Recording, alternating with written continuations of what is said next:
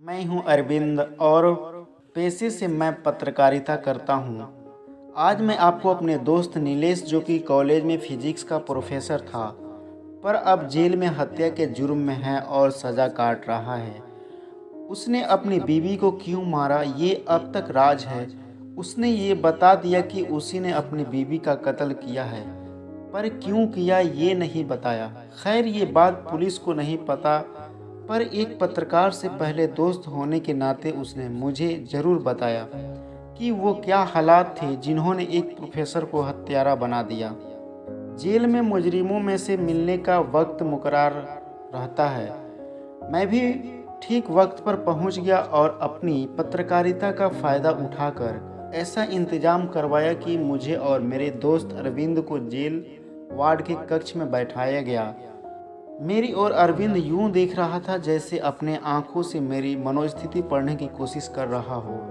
कैसे हो भाई? बिल्कुल वैसा जैसे एक कैदी को जेल में होना चाहिए। मुझे तुमसे बात करनी है। क्या बात करनी है, बोलो। मैं तुमसे ये जानने आया हूँ कि ऐसा क्या हो गया जो तुमने फूल सी भाभी का कत्ल कर दिया। तुम्हें क्या लगता है जो मैंने पुलिस को नहीं बताया वो मैं तुम्हें बता दूंगा? देखो अरविंद जी, अगर तुम्हारे दिल में मेरे लिए थोड़ी सी भी जगह है तो मुझे बता दो। मैं तुमसे मिलने एक पत्रकार होने के नाते नहीं, एक दोस्त होने के नाते आया हूँ। ठीक है, तुम मुझसे ये वादा करो कि मैं जो तुम्हें बताऊंगा उसे तुम अपने अखबार में नहीं छापोगे और बाहर इस बारे में कहीं भी जिक्र नहीं करोगे। ठीक है, मैं वादा करता हूँ। तो सुनो, कई बार एक छत के नीचे रहते हुए हम नहीं जान पाते कि सामने वाले के मन में क्या चल रहा है। बस ऐसा ही कुछ मेरे साथ भी हुआ। यूं तो सुष्मिता मुझसे बहुत प्यार करती थी, पर पता नहीं मुझसे कहाँ गलती हुई कि मुझसे ज़्यादा उसके दिल में कोई और घर कर गया। ये बात शुरू होती है लगभग 2-3 दिन महीने पहले से। तुम्हें तो पता ही है, मैं फिजिक्स की कोचिंग भी देता हूँ। एक दिन मैं कोचिंग देकर घर वापस लौटा। मैंने डोरबेल बजाई। दरवाज़ा सुष्मिता ने ही खोला। सुष्मिता के कपड़े कुछ अस्त व्यस्त थे। मैंने उससे पूछा, घर में ज़रा ठीक से रहा करो, अभी तो मैं आया हूँ, मेरे अलावा कोई और भी आ सकता है। वो जी, मेरी तबीयत कुछ ठीक नहीं लग रही है, मैं सोई हुई थी। अच्छा, क्या हुआ तुम्हारी तबीयत को? तुम तो कभी भी इस तरह बेवक्त नहीं सोती। चलो तुम्हें डॉक्टर के पास ले चलता हूँ। नहीं जी, मैं ठीक हो जाऊंगी। मैं जरा आगे बढ़ा तो एक बात मुझे बहुत अजीब लगी। साइड टेबल पर रखे एस्ट्रे बिल्कुल भरे हुए थे और उसमें बिलस के टुकड़े थे, जबकि मैं तो सिगार पीता था। सुजाता कोई आया था क्या? नहीं जी, कोई नहीं आया था। अभी आई, बोलिए। एक बात बताना है, मैं तो सिगार पीता हूँ और एश ट्रे में विलस के टुकड़े कहाँ से आए? मुझे क्या पता कहाँ से आए। आप क्या कहना चाहते कि मैं आपसे छुपा रही हूँ कि यहाँ कोई आया? तुम एक काम क्यों नहीं करते, पढ़ाना छोड़ दो और यहाँ घर में मेरी रखवाली करो। देखो सुष्मिता, अपनी बेकार की बातों से मेरे सवाल को काटने की कोशिश मत करो। देखो, औरत घर की इज्जत होती है। अगर तुम मेरे पीछे कुछ भी गलत कर रही हो तो मेरे घर की इज्जत तुम्हारे हाथ में है। देखो जी, मैं सिर्फ आपसे ही प्यार करती हूँ, आपके अलावा मेरा और कौन है? देखो सुष्मिता, मुझे जो बोलना था बोल दिया, आगे तुम्हारी मर्जी। कुछ दिन सब कुछ ठीक था, पर एक दिन मैं घर कुछ जल्दी लौट आया और डोरबेल बजाई। मैं जानबूझकर जल्दी लौट आया था क्योंकि मैं बहुत शर्मिंदा था। मैं बेकार में ही सुष्मिता पर शक कर रहा था और उसका दिल भी दुखाया था।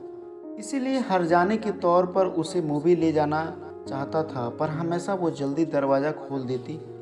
पर इस बार कुछ ज़्यादा ही वक्त लगा रही थी। पता नहीं क्या हो गया था। फिर उसने दरवाज़ा खोला। कहाँ मर गई थी? ये कैसे बात कर रहे हैं आप? वैसे ही बात कर रहा हूँ जैसे तुम्हें सुनाई दे रहा है। फिर मैं कपड़े पहनने के लिए बेडरूम में गया। मैं कपड़े क्या बदलता, मेरे शक में इजाफा करने के लिए अंदर का दृश्य ही काफ़ी था।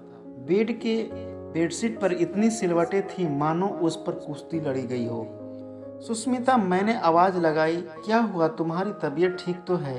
हाँ, क्यों? कुछ नहीं। बेड का हाल कुछ और ही बयां कर रहा है। मुझे लगा शायद तुम आज तबीयत ठीक ना होने की वजह से फिर सो गए थे क्या? आप मुझ पर यूं ही शक कर रहे हैं। आप मुझे सीधे सीधे क्यों नहीं कहते कि आपको लगता है कि मैं किसी और के साथ यहाँ मुंह काला करती हूँ। अरे वाह मेरी तेज़ तरार बीवी, तुमने तो मेरे मन की बात कह दी। तुम मुझसे तलाक क्यों नहीं ले लेती। तुम अपने शक को ज़्यादा ही हवा दे रहे हो। देखना एक दिन तुम्हारा ये शक हमारे रिश्ते को खा जाएगा। ठीक है तो मैं ही तुम्हें छोड़कर चला जाता हूँ। तुम्हें मुझे छोड़कर कहीं नहीं जाओगे, वो तो वक्त ही बताएगा। अगले दिन कॉलेज से मैंने छुट्टी ले ली और सुष्मिता को ये बात नहीं बताई।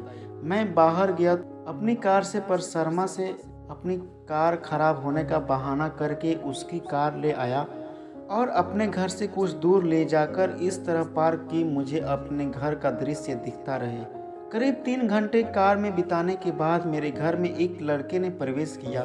जब वो घर से लगभग 10 मिनट तक बाहर नहीं आया तो मैंने अपनी कार के डैशबोर्ड से गन निकाली और अपनी कोट जेब के हवाले किया और कार को वहीं छोड़कर पैदल ही घर की ओर लपका। मैंने घर के दरवाजे के करीब पहुंचकर डोरबेल बजाई, पर किसी ने दरवाज़ा नहीं खोला।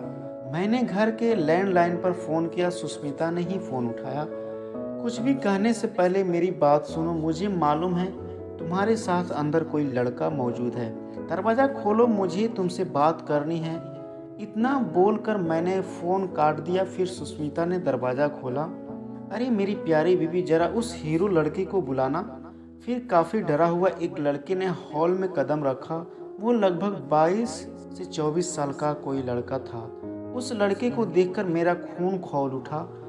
मन तो यूँ हुआ जैसे गन निकालकर लड़के के शूट कर दूं, पर लड़के को मारने से कोई फ़ायदा नहीं था। असली कचरा तो मेरे ही घर में था। क्या देखकर तुमने इस औरत से प्यार किया? उप्स सॉरी, मैं भी क्या सवाल कर रहा हूँ। तुम तो प्यार नहीं सेक्स में बिलीव करते हो, इसीलिए तुम उसके पहलू में थे और मैं यहाँ खड़ा हूँ। तुम जा सकते हो। वो लड़का यूं वहाँ से भागा जैसे उसके मन में वापस खींच लिए जाने का डर हो।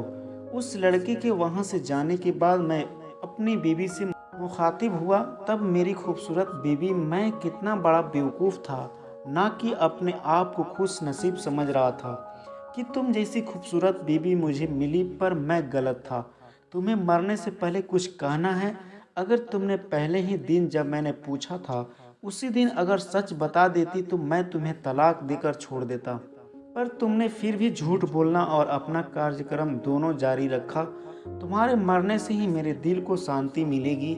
मैंने गन निकाली और उसे शूट कर दिया और पुलिस स्टेशन जाकर खुद को पुलिस के हवाले कर दिया। मैं तुम्हारे सामने यहाँ बैठा तुम्हारे सवालों का जवाब दे रहा हूँ। रही बात पुलिस को कारण बताने का, तो वो मैं तुम्हें बता ही चुका हूँ। मैंने पुलिस को इसलिए नहीं बताया क्योंकि मैं नहीं चाहता था कि दुनिया मेरी बीवी को गलत समझे। और रही बात मेरी, मैं उसे उसके किए की सज़ा दे चुका हूँ। मन की बात, कई बार हम सालों किसी के साथ रहने पर भी ये नहीं जान पाते कि सामने वाले के मन में क्या है। जब तक आपस में एक दूसरे को समझने की कोशिश नहीं करेंगे, मन भेद हमेशा रहेंगे और मुजरिम हमेशा हालात से ही बनते हैं। कोई भी माँ के पेट से हत्यारा पैदा नहीं होता या कोई सिखा सकता है। दोस्तों, आप अपने आप को सुरक्षित रखें और आसपास की चीज़ों पे ज़रूर ध्यान दें। दोस्तों, आप कमेंट में ज़रूर बताएं ये जो अरविंद किया वो सही किया कि जो उसकी पत्नी कर रही थी वो सही कर रही थी। मुझे आपकी राय की इंतज़ार रहेगी, तो प्लीज़ कमेंट करके ज़रूर बताएं और जाते जाते वीडियो को लाइक और चैनल को सब्सक्राइब ज़रूर कर दें।